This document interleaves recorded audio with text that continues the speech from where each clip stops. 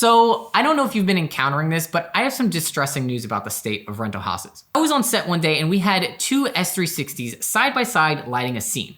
But one was clearly dimmer than the other, and the gaffer asked me what was going on, thinking something was wrong with my DMX output. Of course, that got me in a panic, trying to diagnose the problem on set, thinking it was on my end, but I double checked that I had the same settings in my console to both fixtures, and then I read the DMX out of the console through my ProPlex IQ tester and verified that I was in fact sending the same exact values to both fixtures. Now you may be thinking, oh, well, it was a setting like the dimmer curve. One could have been set to exponential and the other could have been set to linear, which would have caused that discrepancy. But no, because they were both set to 100%, which wouldn't make a difference what dimmer curve they were in, but they were both set to linear regardless. So what was the issue? If you look deep into the menu of a sky panel, it can tell you a lot about the light status. And the issue was that they had a suppressed warning I found that showed that the light engines put into the fixture were of different generations. Now, sometimes things happen with lights and replacement parts need to be ordered, but what is happening in a lot of rental houses, at least in New York, is that they are ordering replacement panels, but they are of the newer generation.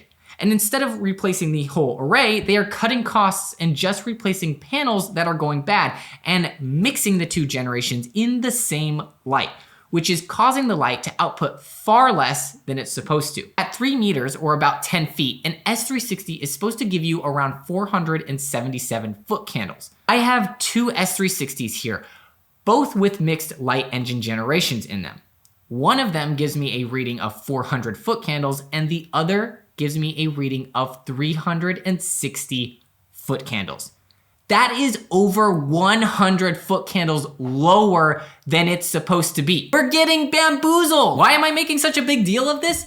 Because film is all about consistency. It's why when we shoot a day interior scene, we often black out the windows and produce our own sun with HMI so that we can keep it consistent while we take all day or all week to shoot the same scene. It's the whole reason why ARRI has risen to the top and why everyone gets sky panels, because they can count on their consistency and durability. And maybe if you're just renting one S360, this isn't such a big deal to you, even though you're getting gypped of output.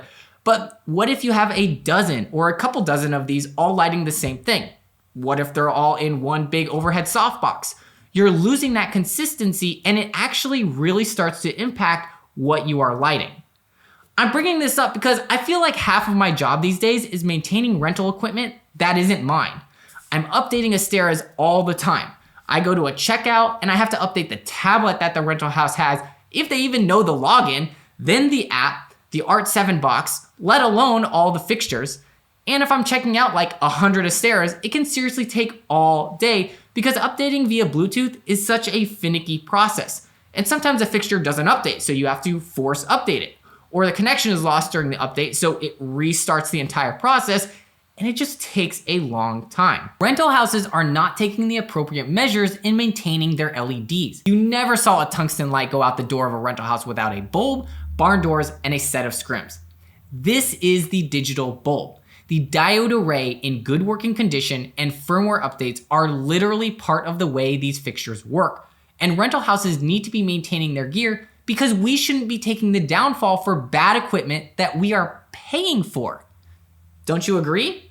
Let me know what you think in the comments and definitely beware of that S360 issue when renting for your next project. Also, some of their antennas for whatever reason can cause flicker when using wireless. Maybe it gets water on it over time or it just gets jostled around or something, but I've had several with that issue too, which is something to make sure to test for.